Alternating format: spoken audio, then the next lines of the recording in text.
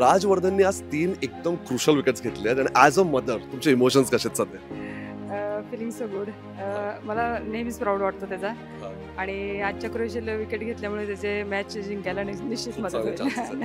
But तुम्ही सांगा त्याचे इमोशन्स कसे असतात? बिकॉज ॲज अ बॉलर ना हा गेम खूप बॅटर्स ओरिएंटेड झालाय. सो कधी खूप रन्स जातात किंवा असा परफॉर्मन्स असतो तेव्हा त्याचा मूड अफेक्टेड असतो की he is like one game at a time it's okay he leaves it behind. हां, नॉर्मलच होतो मूड तसा. आणि त्याला आय पी एलचा पण एक्सपिरियन्सचा थोडा फायदा होतो खरं. त्याला. हां. त्याच्यामुळे तो नॉर्मल असतो.